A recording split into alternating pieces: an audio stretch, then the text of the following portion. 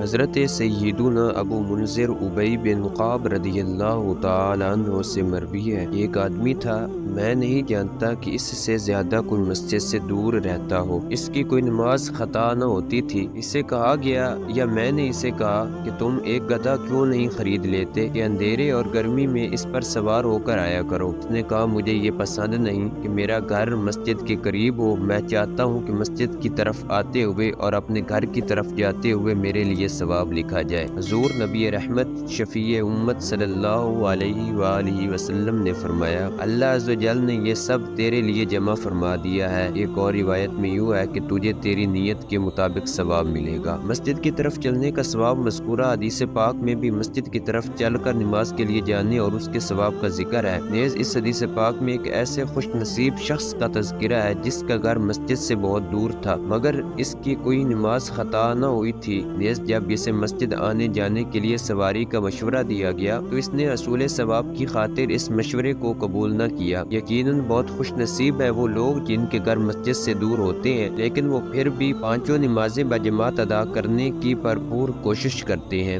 اور یقیناً بہت بد نصیب ہے وہ لوگ جن کے گھر مسجد کے بہت قریب ہوتے ہیں لیکن پھر بھی بلا وجہ شرعی ان کی جماعت بلکہ نماز تک قضا ہو جاتی ہے۔ معاذ اللہ، اللہ عز و جل عمل کی توفیق عطا فرمائے۔ حضور نبی کریم رؤوف الرحیم صلی اللہ علیہ وآلہ وسلم نے ارشاد فرمایا، لوگوں میں نماز کا زیادہ ثواب پانے والا وہ ہے جس کا راستہ دراز ہو، پھر وہ جس کا راستہ دراز ہو اور جو نماز کا انتظار کرے حتیٰ کہ امام کے ساتھ پڑھے، اس کا ثواب اس سے زیادہ ہے جو نماز پڑھے پھر سو جائے۔ تمام نبیوں کے سرور، دو جہاں کے تاجور، سلطان بحر و بر صلی اللہ علیہ وآلہ وسلم نے ارشاد فرمایا، مشقت کے وقت کامل وضو کرنا اور مسجد کی طرف کثرت سے آمد و رفت اور ایک نماز کے بعد دوسری نماز کا انتظار کرنا گناہوں کو اچھی طرح دھو دیتا ہے۔